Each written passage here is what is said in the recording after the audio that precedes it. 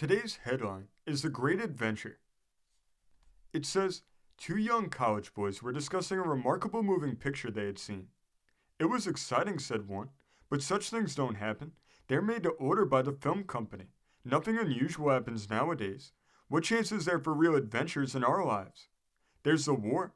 We could become aviators somewhere in France. There would be frills enough for you. Yes, but it isn't our war. What I want is real adventure in my own country. There's Mexico. You might try that. There's no adventure in being shot at behind a cactus or dying of a sunstroke on a treeless plain. What do you call adventure? Rescuing people in peril, doing great things in the face of insurmountable odds, being a hero if you like. There's nothing left for a man here except money grubbing in politics and grinding in college. I wish I'd been born in the age of chivalry. The student was half laughing, half serious as he spoke. Just then he looked up and saw coming down the street a group of noisy underclassmen, some of them new to city ways. They stopped near a questionable resort, and two of the number went in. The others stayed outside, arguing with one who hesitated to enter.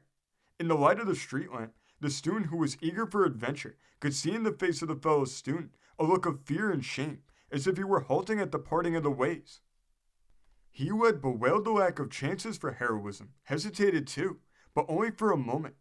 Then he hurried forward, stepped into the group surrounding the hesitating boy, put his hand on his shoulder, and said, "Don't go." The youth stared at him, recognized him as the senior he had admired at a distance, glanced round the faces of his tempters, and then, with a cry, shook off a hand that had been on his arm and walked away. No one spoke. The senior joined his friend, and they went on toward the campus. They did not refer to what had happened, but when the student reached his room, he found himself trembling as if he had passed through some tremendous experience. He had. The great adventure had come to him. The saving of a soul had fallen to his lot. As he prayed his mother's prayer that night, he asked for a vision that sees the knighthood that always exists in every age, the chivalry of the pure in heart, the great adventure of saving souls that stand trembling at the parting of the ways that separate death and life.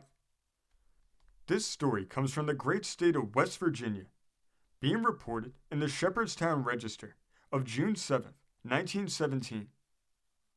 Thank you for joining us today. Beginning next week, on Monday, February 5th, we're going to be going to a new uploading schedule. We'll be uploading on Mondays, Wednesdays, Fridays, and Saturdays. If you want to continue to uncover all of America's lost and forgotten history, then remember before you leave to hit the subscribe button, hit the notification bell, and remember to like and comment below. And we will see you next time on Americana Archives.